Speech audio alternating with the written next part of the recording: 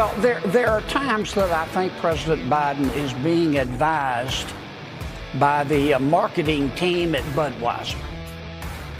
Ah, yes. Senator John Kennedy and Lunch Bucket Joe Biden, to be sure.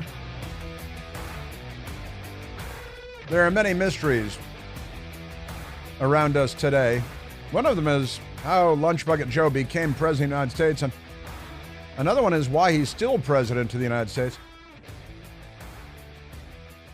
It's good to have a very friendly news media. That 1 year suspension in New York of the Statute of Limitations, or the Statutes of Limitations, just long enough to prosecute Donald Trump.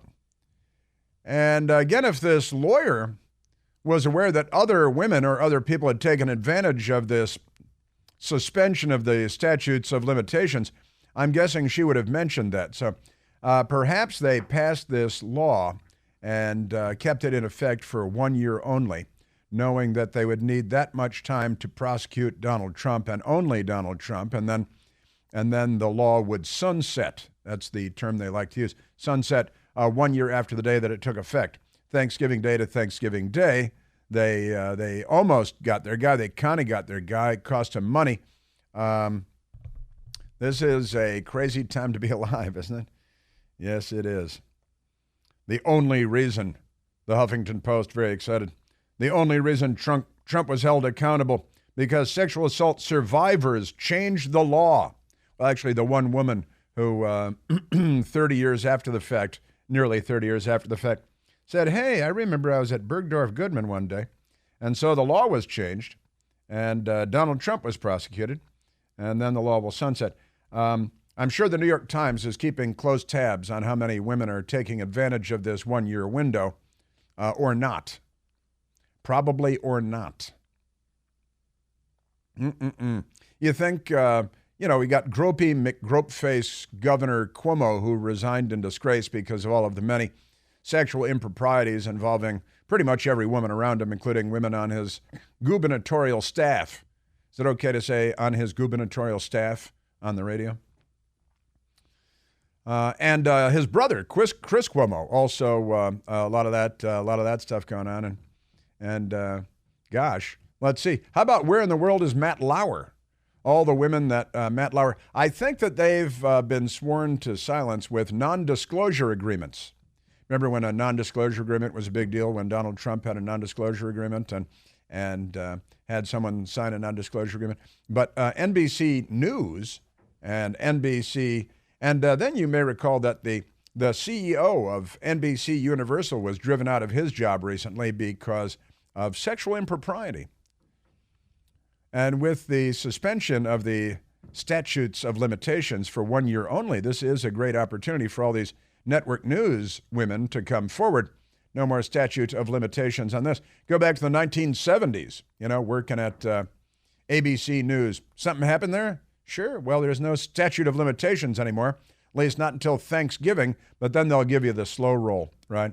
And you won't get to trial until after Thanksgiving. They'll say, oh, sorry, that bill sunsetted. Pay no attention. In Washington, D.C. today, because of all the crime and mayhem, Mayor Bowser. That reminds me that they did that dog contest in New York, too. Mayor Bowser is holding a crime safety summit today on D.C. crime. And I love the headline. It's crime safety. Does that mean they're making it safe for criminals? Is that what the summit is about? This latest summit will not be open to the public. Well, sure, they're Democrats. I mean, come on. But will instead highlight voices. They're going to listen to voices. A lot of them hear voices all that. There are people in my neighborhood wandering around on the sidewalk that are hearing voices too. From D.C. government agencies, public safety sector, and private organizations. Privates. D.C. Mayor Muriel Bowser will meet with stakeholders. Now they're stakeholders. From numerous public safety organizations, government agencies, private organizations to discuss ways to fight crime on Wednesday morning. That's today. The mayor will hold the Public Safety Summit. It's a summit, makes it sound really big. In a district office building. Got a little powwow going on. Can't say powwow. There's a gypsy moth in the office here. Can't say that. And the district office building of the D.C. Navy Yard neighborhood starting around 9 a.m. There's a lot of crime down there. Metropolitan Police Department, it's a trendy neighborhood too. Metropolitan Police Department Chief Robert Conti and District Attorney Brian Schwab, not Schwab, but Schwab, will be some of the district officials joining the mayor at this event.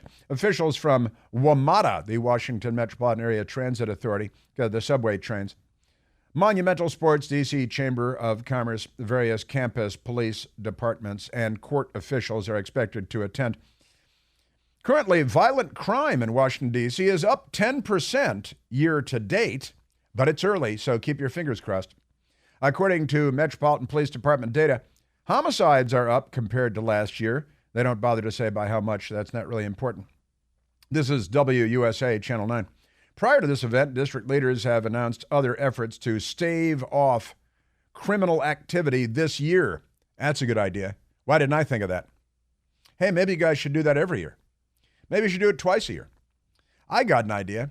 When people commit crimes, you should arrest them, charge them, try them, and perhaps put them in jail for their crimes rather than putting them back on the street. Again, 244 carjackings so far, only 4 per square mile in Washington, D.C. so far this year, not even halfway through the year.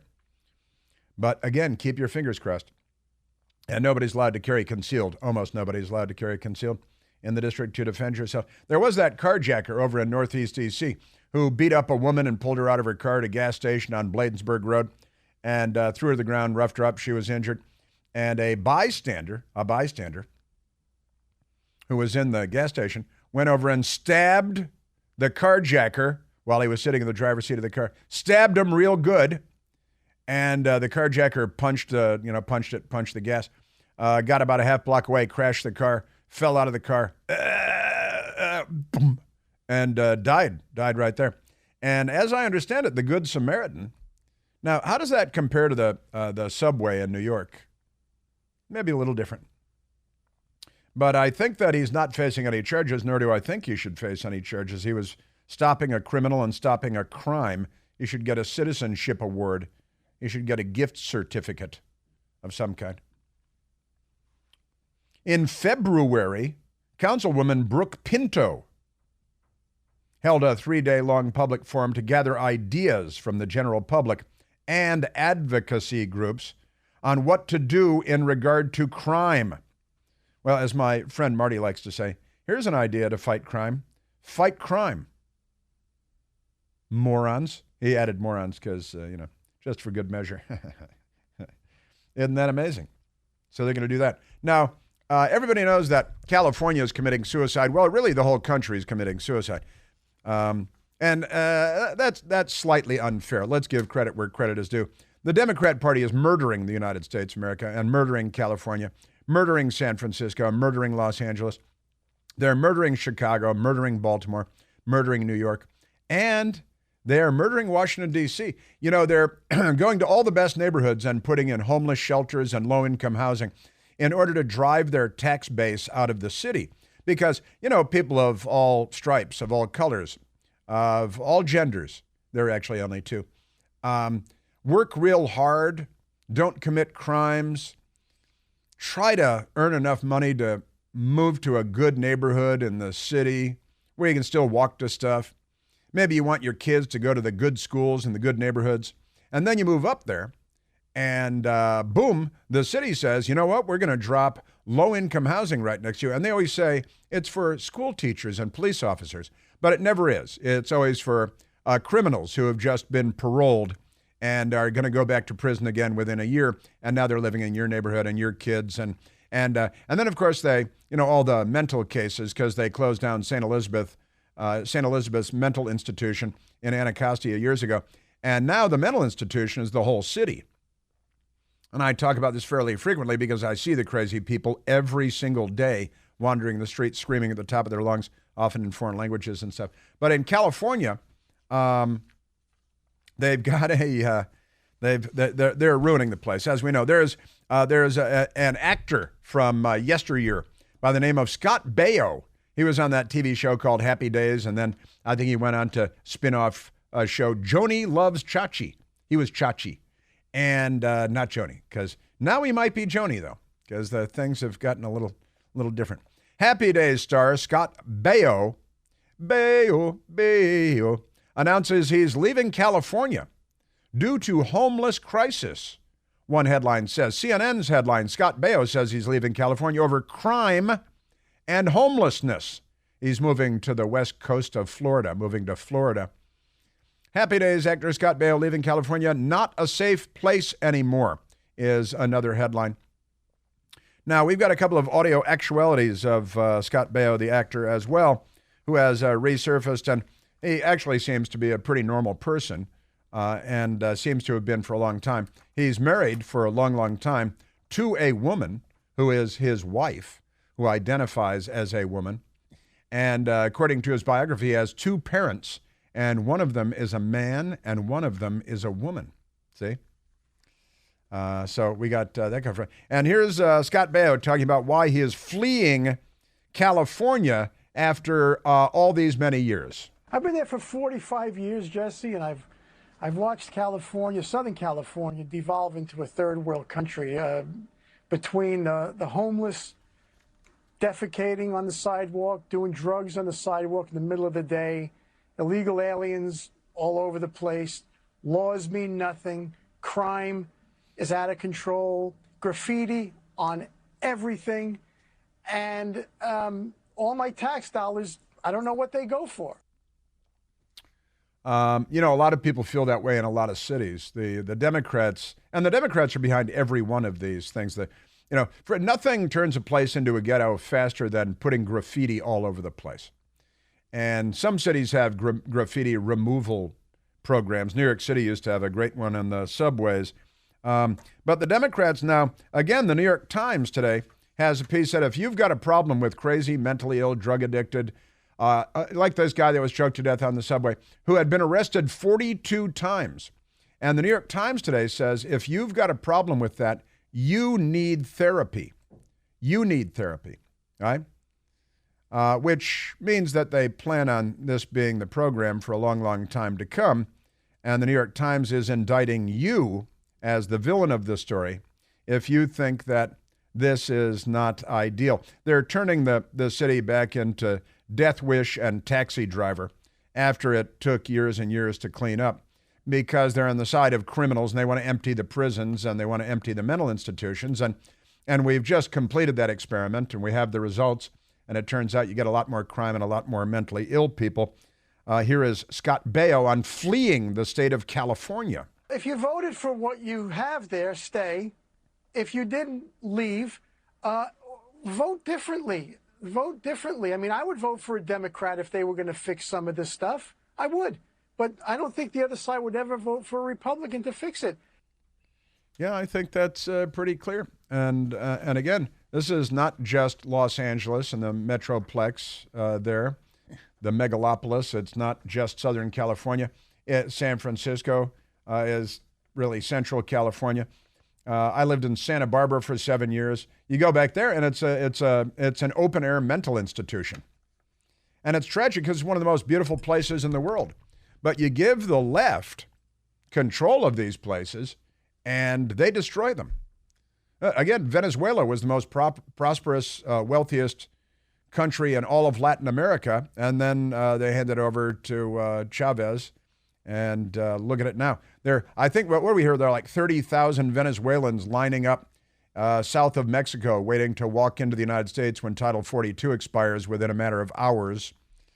And that's because, socialism, which they've pitched, they're repackaging and selling here in the United States, the Democrat Party it's real good. No, it's just free stuff. And it doesn't cost you anything. Billionaires will pay for it. Yeah. Take another hit. Not of fresh air. You know that you can purify the air in your home and get healthy, clean, fresh-smelling air, eliminate odors, kill mold, spores, mildew, bacteria, and viruses. The Eden Pure Thunderstorm air purifier uses oxy technology that naturally sends out O3 molecules into the air. O3 molecules seek out odors and air pollutants, and the molecules destroy these nasty things. It doesn't mask or cover them up like a spray can. It eliminates them. It's called the Thunderstorm because it purifies the air in your home and provides you with clean, fresh air, just like after a thunderstorm. And right now, you can save $200 American on an Eden Pure Thunderstorm 3-pack for a whole home protection. I have 2 in my home, but I have a small home. You're going to get 3 units for under $200. That's a fraction of the cost compared with other air purifiers that can go for more than $600 each. So you can put one in your basement, your bedroom, your family room. You can hold one in your hand, just like this. It's smaller than this. Put one in your kitchen, any place that you like to breathe clean, fresh air. And with this special offer, you're getting 3 units for under $200. Just go to EdenPureDeals.com, put in the discount code Chris, and save $200. You can give one as a gift. Give one to your smelly teenager.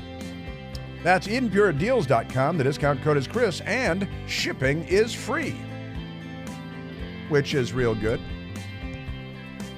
Yeah. Shoplifting up 81% in New York City. Homicides up in D.C. again. Carjackings tripled from 2021 to 22, and they're skyrocketing again this year. Tell you what, if you're coming to D.C., you better just preemptively put one of those Apple trackers on your car because the odds are, well, you know.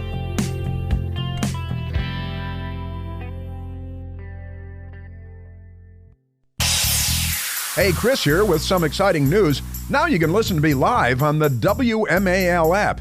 Doesn't matter if you're in your car, in the office, on the go. The WMAL app delivers crystal clear around-the-clock news coverage anywhere with cell service or Wi-Fi. So don't miss a second of your favorite shows. Download the WMAL app today on the Apple App Store or at Google Play Store.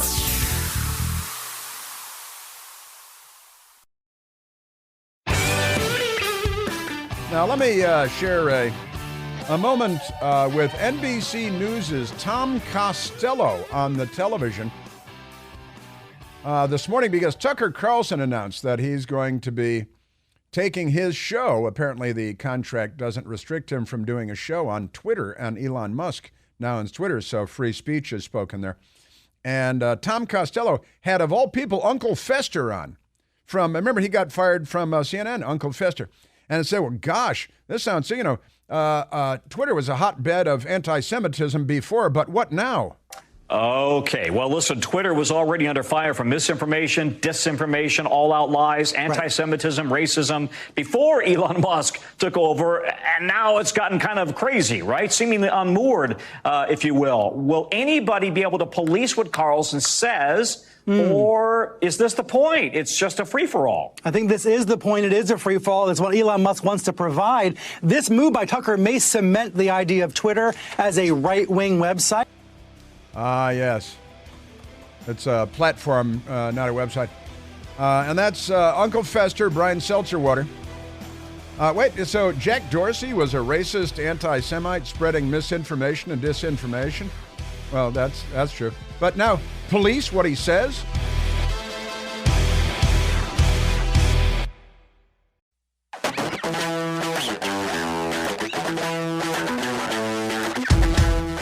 All right, we're going to get to the mailbag in just a moment, a couple of moments. And that's our Wednesday mailbag segment. From you, the nice people out there in reality land, dealing with all the crazy stuff the Democrats are throwing at us. Yeah, Scott Baio, fleeing California. I think he has probably the wherewithal to go anywhere he wants, and he's moving to Florida, as so many people are. Let's go to the telephones, Michael. Let's go to Karen calling from Quantico, Virginia, where we have a great big Marine Corps base. Karen, you're on the Chris Plante Show. Hi, Chris. Good morning. Hi, Karen. How are you? Hey, I'm great. My husband and I grew up in Northern Virginia, but he flew F-18s for the Marine Corps. Was in for a little under 35 years, and we were stationed at El Toro, Miramar, Camp Pendleton, and had the unique perspective of going back over 3 decades back and forth to see the slow and steady decline of what truly is a gem of a place, Southern California. You know, you get there for the first time and you're like, I get it. I get why people flock here. And every time we went back, it was nastier and nastier. And we lived in a kind of a bedroom community called Rancho Penasquitos. And we put our kids in the schools there. It was fabulous. And on any given day, you could look down in the canyons, and there were illegal alien, tent cities. But the most disturbing thing we ever saw were you'd see a grove of trees and a line of men coming out from the grove of trees 50, 60 deep, and they had trafficked women, and they were prostituting them in the grove of trees. And I called the sheriff, I called the school. My kids were at a school called Mount Carmel, and they're like, we can't do anything about it. And it was the last time we went, we stayed in an Airbnb in Little Italy, had been there more times than I can remember. And we get up early in the morning to go get our espresso, and there's poop all over the sidewalks in this fabulous town, Little Italy, this suburb of downtown San Diego. And I asked the guy, I'm like, what's up? Are people not picking up? He said, oh, it's not dogs, it's people. It's people defecating. And it was really sad. Just saw these snippets in time over 30 years with a steady decline. And so I understand Scott Baio's dilemma. You want to stay, you want to go back, but it's terrible. Yeah. Yeah, again, I lived in Santa Barbara when I was in my 20s, and it was beautiful and wonderful. And I came out of Chicago, and I found myself in Santa Barbara, and it was like paradise, and, palm trees and beautiful people and a beautiful place, Santa Barbara. And you go there now, and you have to be constantly on guard walking down State Street and along the beach because of all the crazy people and the mentally ill, drug-addled, homeless, lunatics. And there were homeless people there then. The big Morton Bay fig tree along 101 by the train tracks downtown was a famous homeless person hangout. But they didn't allow the truly insane, crazy people to roam free back then. And since then, the Democrats have said, again, this New York Times piece today, where the New York Times writer says that if you've got a problem with mentally ill, drug-addicted, crazy people on the New York subways, then you need therapy, right? And that's the end of civilization. That's the end of civil society. It's the end of the United States of America. And honestly, I think that's actually I know that it's the goal of the left, and always has been for many generations now, to destroy the United States of America, to collapse our economy, to collapse our culture, our society, so that really the left is the last man standing on the planet Earth, and they are totalitarian in their orientation.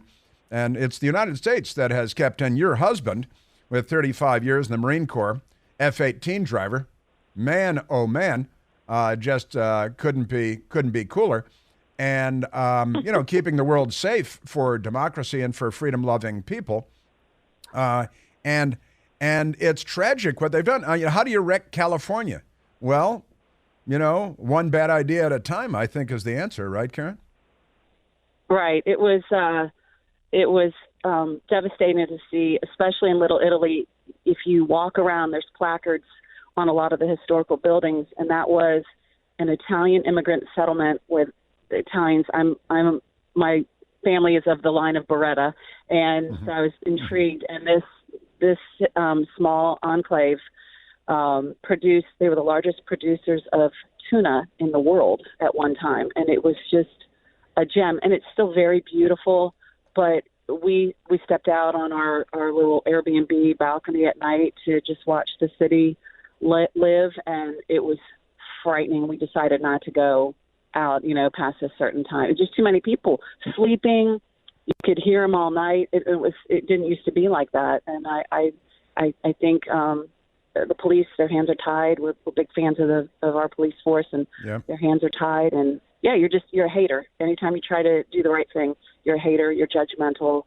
You're not thinking about other people. You're only thinking about yourself, and it's crazy. Crazy people in charge. Yeah. And again, I played this audio of John F. Kennedy. I don't know if you heard this when he was president in 1963, saying that at that time in 1963, when the population of the country was about 180 million people, he said we had 530,000 people in mental institutions. Today, the Washington Post says we have more like 45,000 people in mental institutions, and the population has not quite doubled, but added 150 million people to 330 million people. So we should have a great many more people in mental institutions. Now, they ran the mental institutions badly, but we've just thrown all of the mentally ill people out in the streets to fend for themselves, which is not kind, it's not noble, it's not a solution, and it destroys civil society, and that's the government solution. I don't see the Republicans stepping up to fix this either. This is a national pandemic. It's a national crisis, the mentally ill. And also, Karen, they've encouraged drug use and said it's okay. Drug use is okay. See Hunter Biden. See, half the people in there are pot stores all over Washington, D.C. Everywhere you walk in D.C., everybody's smoking pot. And, they're not making things better. They're making things worse. They're making the cities unlivable. Unless you're a criminal, they're making them very livable for criminals and carjackers. And this is entirely on the back of the Democrat Party, except that the Republicans on Capitol Hill are not sounding the alarm and saying, my God, this is a national emergency. We need to do something about it. And now, Karen, we've reached this point where all of our stores and businesses are on lockdown because the Democrats are strong-arm robberies are commonplace, and the looting, the broad daylight looting of, and those are strong-arm robberies too, of everything from grocery stores to drugstores to the eyeglasses store to clothing stores. And the libs just walk in and this is not a Republican crime wave. This is a Democrat crime wave. And we don't have the political leadership. Joe Biden obviously, couldn't make microwave macaroni and cheese, much less run the free world. And, I gotta tell you, and your husband flying Hornets off of aircraft carriers for decades, keeping the world safe, while in the meantime, the left has been eating away at the foundations of our culture, our society, our economy, and it's really coming apart at the seams. And then they tell all the boys that they're girls and the girls that they're boys. It's just crazy, isn't it? It absolutely is. And you asked me if I heard you reference Kennedy. I listen to you every day. From 9 to 12, I get very little done. I try to work my morning around what you have to say. So, yes, I'd heard you reference that. But I think about most recently the transgender in the Navy that is in the recruitment video, and it's horrifying. My husband used to say all the time, I'm trained to fight. We're warriors. What is going on? It's very frightening. We're not preparing our troops. We're going to put people in horrendous situations when they go overseas to combat. It is going to be very bad for our country. We're very frightened. The transgender recruitment video, I can't understand what our leadership is doing at this point, how they can sit in an office at the Pentagon and look at each other and go, that's a great idea. This is a great idea. Let's get some person who's mentally unstable, let's be kind about it, and we're going to put him at the forefront and try to bring in. I mean, we have many children, and so I'm around teenage young men and women that want to go into the armed forces, and we can no longer encourage them to do that with good conscience. And police families are discouraging their sons and daughters from going into policing too, because the Democrats are hollowing out the military. They're hollowing out police forces. And we're all the worse for it domestically because of crime and mayhem and anarchy. And we're going to be the worse for it because China is on the rise and they plan on dominating the 21st century. And the left in the United States plans on helping them in that mission. And that is, honestly, the difference between the Nazis in World War II and Soviet communists was the flag. The flag. Now, one last thing, Karen. You mentioned you're a member of the Beretta family, from the official Beretta firearms family? No, I wouldn't be near Quantico if we had that kind of money. I think somewhere else. No, we were just poor immigrant. My mom's first generation. So yeah. Is that right? came That's over, but great. No. Yeah. God bless America. God bless you. I'm saluting you and your F-18 pilot husband. God bless you. Thank you, sir. And God save us all. You know, I got to fly an F-18 one day out of Patuxent River, out of the Naval Flight Test Center. I did, yeah. And I got to do a few aileron rolls and a little of this and that when I took the stick.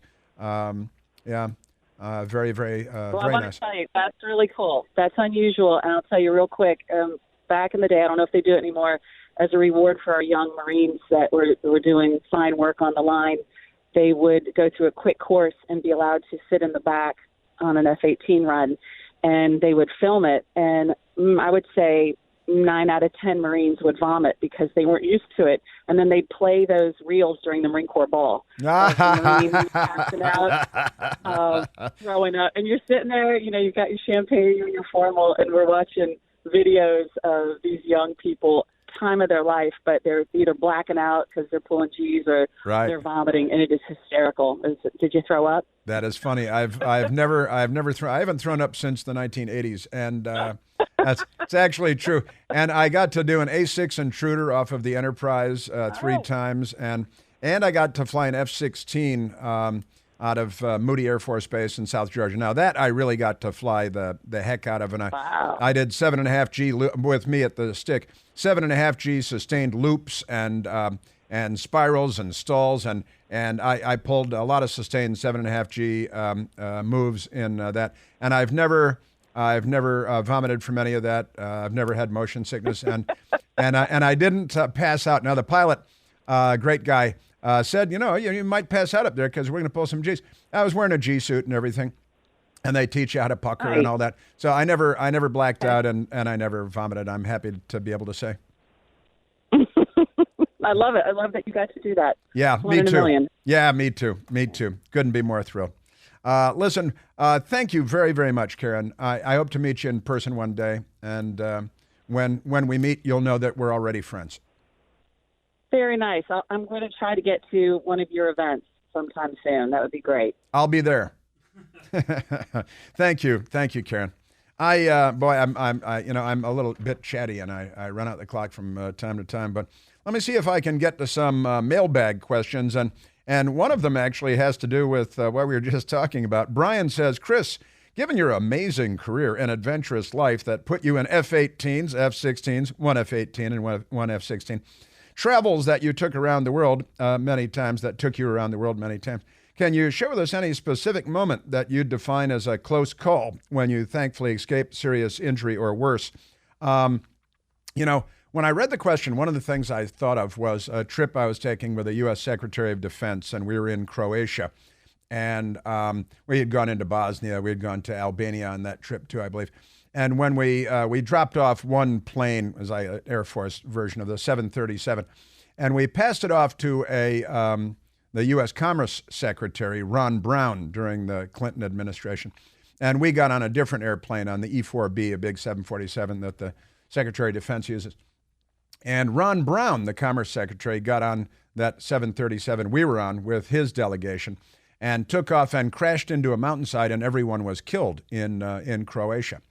And my best girl was back here in Washington at the time. She was working in Georgetown. And everybody where she worked became immediately aware. CNN was all over the story. And all they said was a U.S. Cabinet Secretary, his airplane crashed, and everyone was believed killed. And I was traveling over there with a U.S. Cabinet Secretary and on an airplane, of course. And so my best girl for a while, and it was a crazy thing.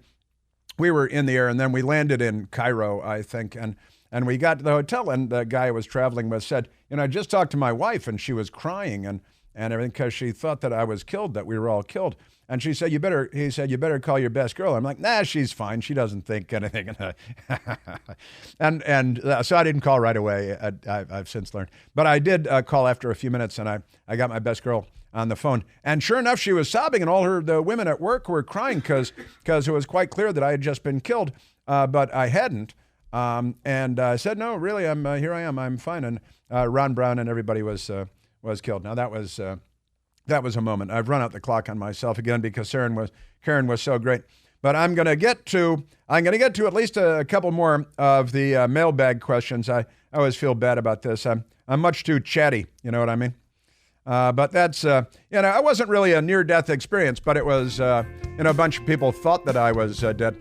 My family thought when the Pentagon was hit on September 11th, we had just lost our mother about 2 months earlier, and one of my brothers in Chicago came racing up to his house. He was like, "Oh my God, my mother died 2 months ago. Now Chris has been killed at the Pentagon. A plane just crashed into the Pentagon." And he didn't realize how big the Pentagon was. It's a big building. It was that too. I jumped out of planes with the Army a couple of times, but that was just fun, not near death or anything.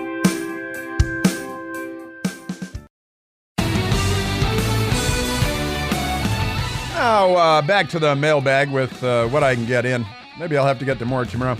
Patriot Mom USA asks, when you and your best girl travel, who comes up with the idea of where to go next? And was there ever a place that you weren't crazy about going, but did go, did it for her, and ended up really enjoying it, or vice versa? And a couple of stories occur to me, and one of them is Israel. And I'd been wanting to take my best girl to Israel for some time, and she's like, I don't. There are a lot of other places to go. I'm not so hot on that idea. We were at a party one night. We were hanging out with Israelis, and my best girl was over across the place talking to these Israelis. And at the end of the night, driving home, she said, "You know what? It's time to go to Israel." And I said, okay. So I wanted to go, but we're not going if she doesn't want to go. And then she said, all right, green light. We're going to Israel. And we went to Israel and did a week because Tel Aviv and, all over the country, and the King David Hotel in Jerusalem and outside the old city, and great stuff. Had the time of our lives, want to go back big time. I had wanted to take her there forever. Wait for the green light, got the green light. Antarctica, where we went in January. I had wanted to go since I was 9 years old. And I'd talked about it. 6 continents had already been checked. And Antarctica was the last and final place, the final frontier. And and my best girl is the one who said, you know what? Antarctica, we're going to Antarctica. We went to Buenos Aires first and hung out there, where we'd been before on vacation. And then down to Tierra del Fuego and Ushuaia to sail out of there. I want to go everywhere, even the beep hole places. My best girl prefers places that are not beep hole places, but she's very adventurous. And, last year she decided that we're going to go to Moab, Utah and go skydiving. And we did that. And I said, all right, that's what you want to do. That's what we're doing. Good stuff. So I'm not sure who comes up with the ideas. Maybe not me.